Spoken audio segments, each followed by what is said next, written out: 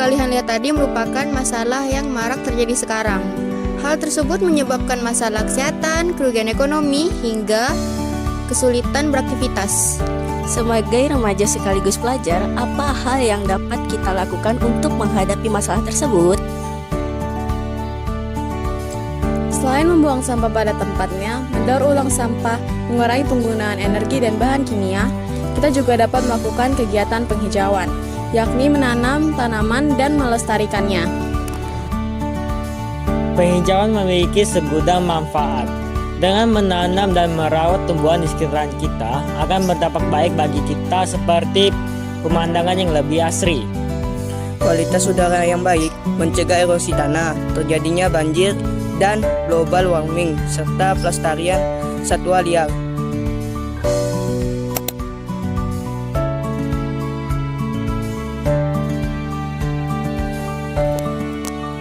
Ini tanah kebanyakan nggak sih, Tem? Dikit lagi. Seru kan? Masa sih kalian masih nggak mau melakukan kegiatan penghijauan? Yuk, tunggu apa lagi? Mulai dari kamu dan lingkungan sekitarmu ya.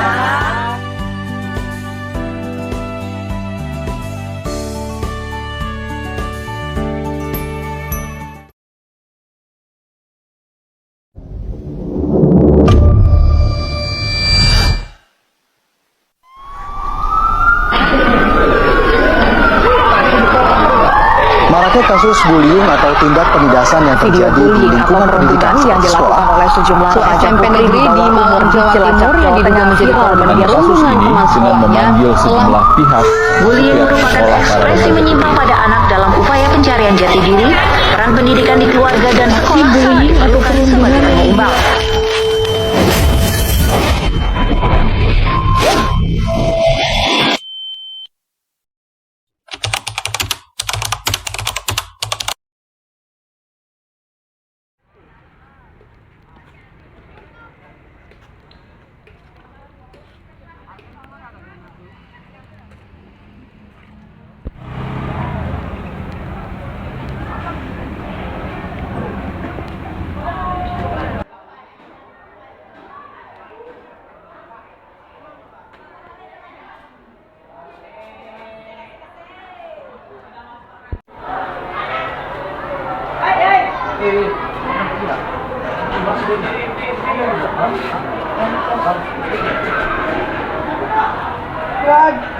Halo semuanya, di video ini kita akan membahas tentang perhubungan. Baiklah, mari kita mulai materinya. Dalam beberapa tahun terakhir, perhubungan telah menjadi masalah serius yang telah mengganggu kehidupan masyarakat, terutama anak-anak sekolah. Perhubungan merupakan tindakan di mana seseorang atau sekelompok melakukan kekerasan, baik secara verbal maupun non-verbal terhadap orang lain yang lebih lemah.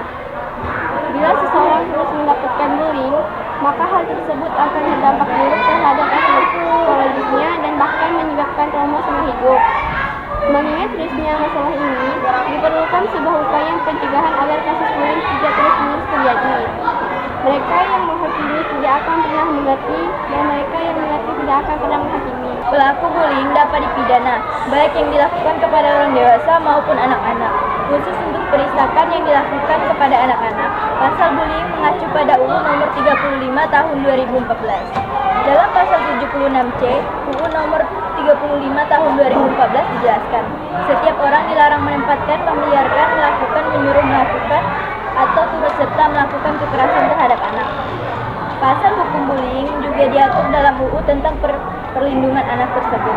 Dalam pasal 80 disebutkan, ancaman pidana untuk pelaku bullying sebagaimana dijelaskan dalam pasal 27C adalah penjara paling lama 3 tahun, 6 bulan dan atau denda paling banyak Rp 70 juta. Apa kalian tahu apa itu perlindungan fisik?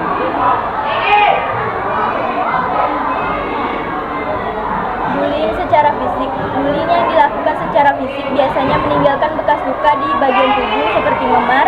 Adapun beberapa contoh tindakan bullying yang dilakukan secara fisik adalah memukul, menendang, mengegal, mencubit atau mendorong-dorong. Cara mencegah perundungan fisik. 1. Tunjukkan prestasi. Orang yang melakukan bullying umumnya beraksi karena rasa iri maupun dengki. 2. Jalin pertemanan dengan banyak orang.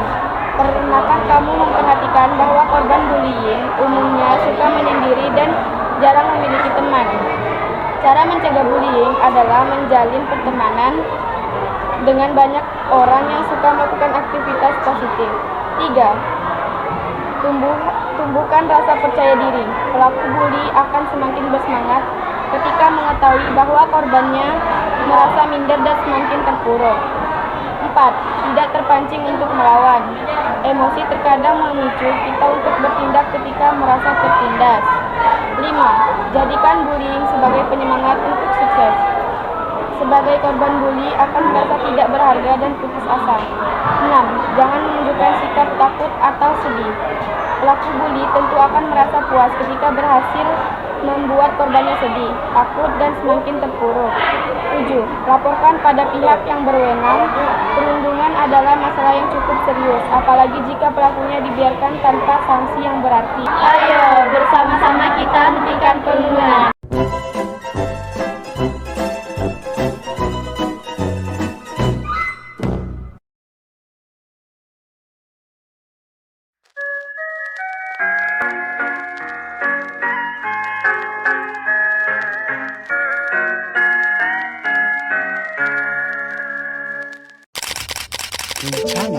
Banyak 1 dari 3 remaja berusia 10 hingga 17 tahun di Indonesia memiliki masalah kesehatan mental.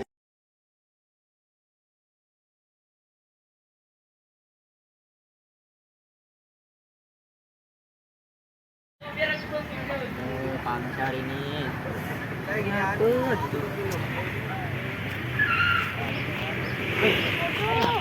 Apa yang kau sini ni? Tak, itu orang aku. Kamu tak tahu tak? Memang cewek ya? Kawan dia. Aku sama-sama culun. Dah pergi mah, pergi mah. Tunggu kau ya. Dia nak apa kedus? Nak apa? Sorry gara-gara aku kau jadi kena. Oh ya, nak apa lantai ya? Sebab itu memang nakal tu. Bukan tak ada lagi. Tak ada budak ni lagi dah. Beda tu, yang beda tu. Oi. Nak. Apa salah tak ada duit? Tadi pagi aku nak di kantin ya. Mana ada kak? Pak bagi duit kau. Bagi apa ni? Dah lah sampai terkam kau nanti ni. Pagi lah. Ada bah. Mana lagi, mana lagi? Nah, cair udah. Ya. Ayo. Oh, aku tak bingung aku. Coba berapa?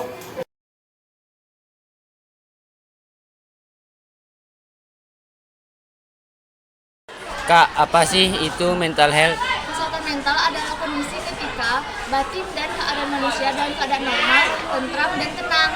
Mengapa menjaga mental health sangat penting bagi remaja? Sangat penting karena dapat membantu mereka menghadapi tantangan hidup, menjalani kehidupan yang sehat, dan meraih kualitas kehidupan yang sangat baik. Bagaimana cara menjaga kesehatan mental bagi remaja? Komunikasi dan perhatian, perawatan diri, gaya hidup sehat, batasi gadget dan media sosial. Apa saranmu untuk remaja lain yang mungkin sedang berjuang dengan kesehatan mental mereka? Saran saya, lakukan kegiatan yang berdampak positif pada diri sendiri dan minta bimbingan dari orang terdekat. Oke Bang Bobi, saya mau nanya nih, ciri-ciri orang yang tidak sehat mental itu gimana sih Bang Bobi? Oke, ciri orang yang tidak sehat mental itu cenderung menarik diri dari lingkungan sosial.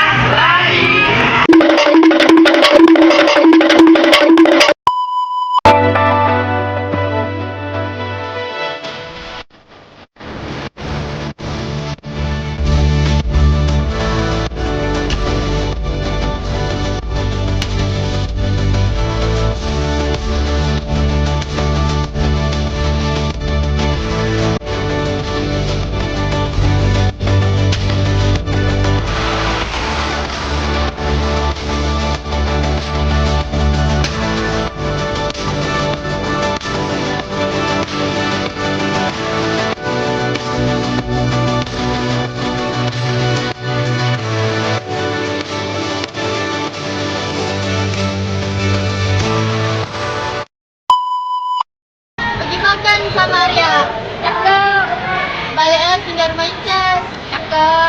Kita mau tahu ya, maka nonton video kami sampai habis.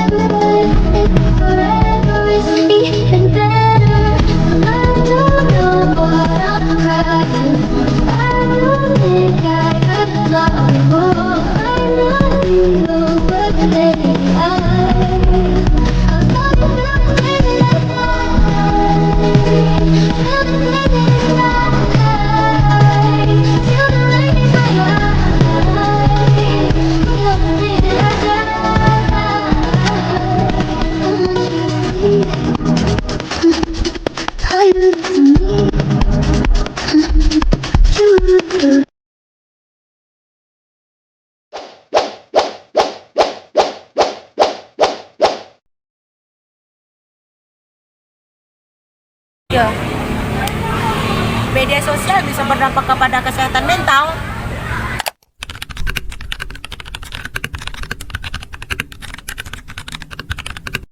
Kalau kondisi mental health nggak dibenerin dari sekarang, ada suatu kelemahan bahwa media sosial memang memiliki efek positif pada anak-anak dan remaja, baik dengan mengajarkan keterampilan sosial, memperkuat hubungan, maupun hanya bersenang-senang.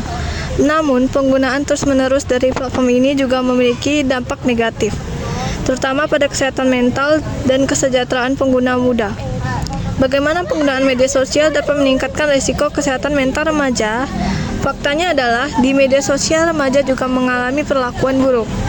Survei Pew Research Center tahun 2018 tentang remaja Amerika Serikat menunjukkan bahwa 1 dari 6 remaja telah mengalami setidaknya 1 dari 6 bentuk perilaku penganiayaan online, mulai dari panggilan nama sebesar 42%, menyebarkan rumor palsu sebesar 32%, menerima gambar eksplisit yang tidak diminta sebesar 25%, dan mendapatkan ancaman fisik sebesar 16%. Hal yang membuat kondisi ini semakin buruk adalah ketika remaja menganggap hal-hal negatif yang terjadi di media sosial sebagai hal yang lumrah dan resiko dari bermain di media sosial. Apa sih kesehatan mental itu? Kesehatan mental adalah kondisi psikologi setiap individu yang memengaruhi sikap atau perilaku bahkan karakter seseorang. Menurut Organisasi Kesehatan Dunia (WHO), kesehatan mental adalah keadaan damai atau sejahtera di mana setiap individu mampu mewujudkan potensi dalam dirinya. Artinya, mereka dapat menjadi seseorang yang produktif dan bermanfaat, dan mampu memberikan kontribusi pada lingkungan di sekitarnya. Dampak negatif media sosial terhadap kesehatan mental remaja diantaranya adalah depresi dan kecemasan. Penggunaan media sosial yang berlebihan dapat meningkatkan risiko depresi dan kecemasan. Kurang tidur. Penggunaan media sosial yang dapat mengganggu perkembangan biologis. Rendah diri. Perbandingan kehidupan dengan orang lain yang terlihat sempurna di media sosial dapat membuat remaja merasa rendah diri. Citra tubuh yang buruk. Penggunaan media sosial dapat menyebabkan citra tubuh yang buruk. Perilaku gangguan makan. Penggunaan media sosial dapat menyebabkan perilaku gangguan makan. Pelecehan daring. Media sosial dapat menjadi tempat terjadinya pelecehan daring. OCD. Penggunaan media sosial yang berlebihan dapat menyebabkan OCD, Obsessive Compulsive Disorder. Orang yang terkena dampak negatif media sosial dapat menunjukkan beberapa gejala seperti FOMO, Fear of Missing Out. Kecemasan atau ketakutan berlebihan akan ketinggalan hal-hal tertentu. Orang yang mengalami FOMO cenderung memeriksa media sosial secara terus-menerus, terutama saat ada notifikasi. Kecanduan media sosial. Orang yang kecanduan media sosial cenderung mengutamakan interaksi online daripada menghabiskan waktu bersama orang lain. Gangguan mental. Penggunaan media sosial yang berlebihan dapat menyebabkan depresi, kecemasan, dan OCD. Gangguan tidur. Cahaya biru dari layar smartphone dapat mengganggu produksi hormon melatonin yang membantu seorang tertidur dan mengatur pola tidur, kecemburuan sosial. Perbandingan-perbandingan yang tidak sehat dengan orang lain dapat meningkatkan kecemburuan sosial. Menurunnya prestasi. Penggunaan media sosial berlebihan dapat mengaruhi area penting seperti pekerjaan atau sekolah.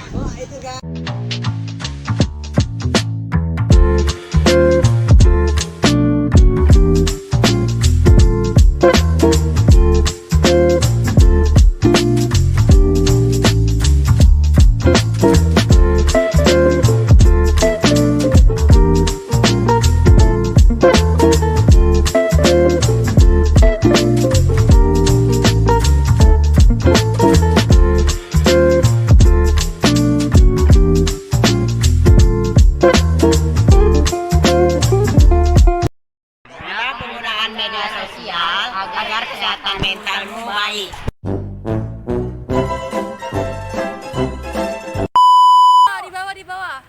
Di bawah.